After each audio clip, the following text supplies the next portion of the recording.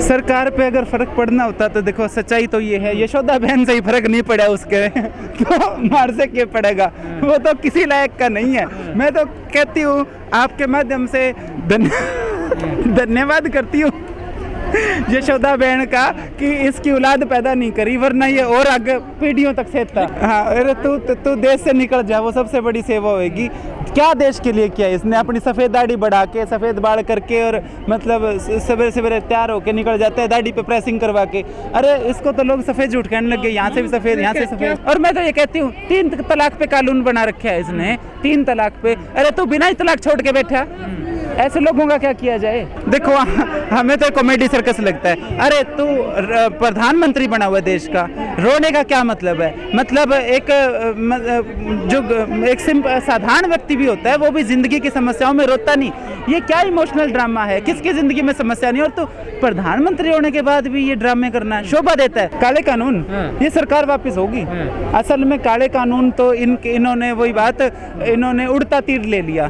पहले तो अंबानी को सारे हिंदुस्तान के अंदर जमीन एक्वायर करवा दी, उसके गोदाम बनने शुरू कर दिए। उसके बाद कानून लेके इनको पता होता कि किसान तुम्हारी ऐसी तैसी करेंगे तो ये जमीन तो एक्वायर ना करवाते। अब किसानों की माने तो रिलायंस जूता मारे, रिलायंस की माने तो किसान जूता मारे, फंस गए। बीजेपी गवर्नमेंट यूपी में भी है, तो यूपी के अंदर ये बाबा जी है जो बाबा जी, हाँ, तो ये भी दिल्ली का ही नहीं लगता हमको। तो क्या है ये मतलब अजीब से लंगोटी पहन के। सच्चाई तो ये है, तुमने कुत्ते गधे बिल्ले ही जिता दिए, सांसद नहीं जिताए। सांसद होते तो किसानों की आवाज उठाते, जिनसे वोट लिया था। शर्म आनी चाहिए, तुमने कुत्ते बिल्ली गधे ही जिता दिए। हिंदू मुस्लिम करते हैं, जाट नॉन जाट करते हैं, पटेल नॉन पटेल करते हैं, मराठा नॉन मराठा करते हैं। ये काम के अलावा ये सब कुछ करते हैं, बस काम नहीं करते, बकवास बहुत करते हैं। तो इसकी काट मैं बताती हूँ, इसकी काट जो क्षेत्रीय दल है वो इकट्ठे हों और तीसरा मोर्चा बनाएं।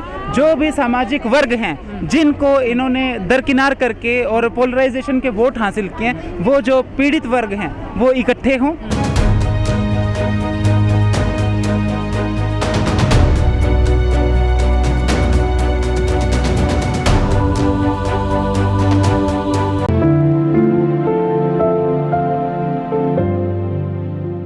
वजह यह है कि बीजेपी का राज है, इनको काले झंडे भी दिखाने जाओ। हमारे ऊपर 307 के केस लगाए थे इन्होंने, बीजेपी सरकार ने। ये निहत्थी महिलाएं जो हाथ में काला झंडा लेके जा रही हैं, वो मतलब मर्डर कर रही हैं, इनको शर्म नहीं आती। ये दबाव की राजनीति कर रहे हैं कि किसानों पे दबाव डाल दो, मुकदमे लगा के राजद्रोह के केस किए जा रहे हैं हमारे किसानों के ऊपर। शर्म आनी चाहिए। हरियाणा का किसान जो है वो थोड़ा ज़्यादा इंटरेस्ट लेके आंदोलन में पार्टिसिपेशन कर रहा है। हाँ, वहाँ तेज है आंदोलन, इनको घुसने नहीं दिया जा रहा, गाँव में नहीं घुसने दिया जा रहा, ये कारण है।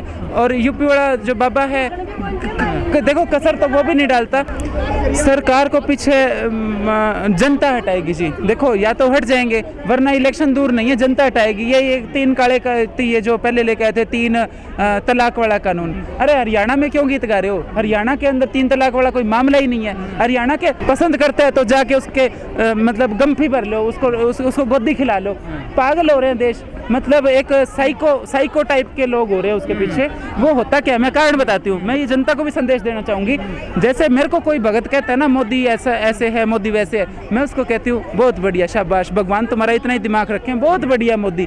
इनके साथ मत्था ना मारो भक्तों के साथ, क्योंकि ये है आज डिप्रेशन में, और हम इनके साथ जिद्दी लगाते हैं तो और ज़्यादा डीप डिप्रेशन में चले जाते हैं। कौन नाप के आया था 56 इंच का कि 36 इंच का? लगता तो नहीं 56 इंच का। कोई नाप के आया था तो मेरे सामने लेके आओ। पाकिस्तान थर्राता है मोदी जी की दाढ़ी से। यही तो मैं कह रही हूँ, क्या कॉमेडी सर्कस चल रहा है। दाढ़ी से थर्राता है, दाढ़ी से कोई मतलब क्या बकवास है ये। आप लॉजिकल बात करो। ये जो बीजेपी के लोग हैं इनको मैं कहूँगी लॉजिकल बात करो। दाढ़ी से कोई देश थर्राता है क्या? लेकिन मैडम पूरे देश भर में आंदोलन चल रहा है, सरकार पे क्यों नहीं फर्क पड़ रहा? उसे डर नहीं है कि वोट बैंक चला जाएगा मेरा? सरकार जो ये है, ये देखो इसका जो वोट बैंक है जो वो बनता ही नफरत से है। समस्या ये है, ये चाहते हैं जो देश के अंदर हो रहा है। ये वो लोग हैं जो पुलवामा हमले में हमारे जवान मारे गए थे, तब ये सत्ता में आए थे, वरना इनका कहाँ सत्ता में जगह थी। अब की बार तो बिल्कुल मड़िया मेट हो चुके थे।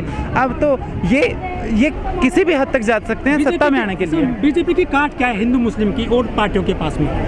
हिंदू मुस्लिम करते हैं ना बड़े पैमाने पर, ये तो बहुत बड़े पैमाने पे। देखो वो संयुक्त मोर्चा की जो कमेटी है उनका निजी मामला है, उस पर कमेंट करना मेरे लिए ठीक कहा नहीं कि है। एक तीसरा मोर्चा बनना चाहिए, किसान इकट्ठे होने चाहिए। हर कोई यही चाहता कि किसान भी संसद में जाएं, अपनी आवाज़ उठाएं। बिल्कुल, पर बिल्कुल। किसान कहते हैं हम तो राजनीति से दूर रहेंगे। देखो जो होता है, जो मेरा मानना है, यूँ कहते हैं कि राजनीति नहीं करनी चाहिए। बिल्कुल ठीक है, हमारा पहला मकसद जो है वो किसान है, लेकिन जब सरकार इतनी बेशर्म हो जाए कि उसे 500-550 किसानों की शहादत ना दिखे, उनको ये ना दिखे कि 8 महीने से सारी गर्मी टपकी, सारी सर्दी टपकी और बरसातें टप रही हैं और उन पे कोई असर ना हो, तो इलाज यही है ना कि इनके राजनीतिक चूड़ी चढ़ाई जाए। भारतीय संसद में 800 सांसद हैं, लोकसभा में और राज्यसभा में, और आपके 200 सांसद हैं, कैसे जीत पाओगे उनसे? ये जो 200 सांसद हैं ना, इनके पीछे हज़ारों महिलाएं हैं। ये ऐसे ही नहीं यहाँ पे आके बैठी हैं, बड़े बड़े इनके संगठन हैं, इनके पीछे बहुत क्राउड है। आज के टाइम में पूरा देश इनकी तरफ देख रहा है, क्योंकि मोदी तो जो कर रहा है वो सबको पता ही है। तो इनके पीछे जो ये करोड़ों लोगों हैं ना, वो इस बार ये जो इनको बहुमत का आंकड़ है ना कि हमारे पास तो पूर्ण बहुमत है, वो बहुमत भी ख़त्म हो जाएगा। लोग छिकली हैं। पिछली बार जो मैं बताती हूँ आपको सच्चाई, लोग कह रहे थे कि बीजेपी वाले या मोदी वाले तो कुत्ते को खड़ा कर दे तो कुत्ते को भी जिता देंगे। अरे तुमने कुत्ते ही जिता दिए। अरे काम बहुत बाद की बात है जनाब, पहले वो कम से कम हमारे बीच में आने की हिम्मत तो करें। छुपते फिर रहे हैं। क्या डर रहे हैं वो सरकार से? सरकार से नहीं, पब्लिक से डर रहे हैं। पब्लिक जूते मारती है, पब्लिक धमकाती है, गांव में नहीं घुसने देती, ये हालात हैं। तो वो डर के मारे अपने बिलों में घुसे हुए हैं। मैं तो ये कहना चाहती हूँ, बड़े बड़े मतलब जो सांसद हैं, जो अच्छे खासे घरानों के हैं, अरे तुम्हारे पास रोटी नहीं है क्या? इतना जलील भी कोई होता है क्या? तुम्हें किस चीज़ की कमी है? कम से कम लेकिन ईडी का डर रहता है ना, ईडी का, सीबीआई का डर तो रहता है ना। तो क्यों करे पाप? क्यों करे पाप? अगर किसी को ईडी सीआईडी का डर है तो क्यों ऐसे लक्षण किए?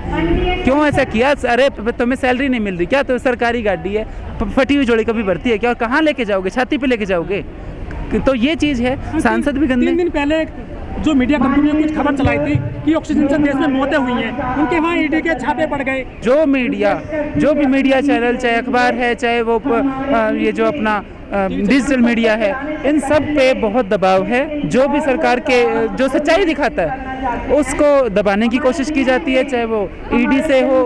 इनके पास स्वतंत्र हैं। अरे मैं तो हैरान इस बात पे हूँ, जब एक आम महिला जो अपने चुने हुए प्रतिनिधि का विरोध करने के लिए काला झंडा लगा लेके सड़क पे खड़ी होती है, उसको अगर ये 307 का मुकदमा दर्ज करके दबाने की कोशिश कर सकते हैं।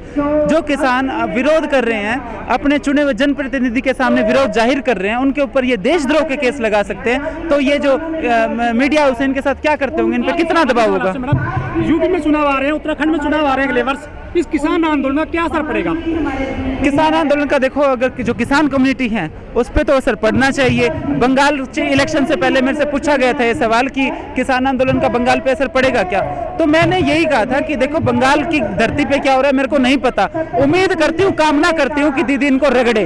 दीदी ने इनको रगड़ा, उसी तरह मैं कामना करती हूँ कि यूपी के अंदर भी बहन मायावती है, अखिलेश है, बहुत विकल्प है। मैं कहती हूँ बेशक आप गठबंधन कर लो, 3 पार्टियां कर लो, 4 कर लो, कुछ कर लो, लेकिन एक बार इनको रगड़ो। आपसी लड़ाई फिर लड़ लेंगे। इस बात को समझो कि जो आज के टाइम देश को बचाने के लिए एकता की जरूरत है। वोट मत बिखेरो, इन गुंडों के खिलाफ मिल के लड़ो, अपनी लड़ाई फिर लड़ लेंगे। धन्यवाद जी। क्या नाम है?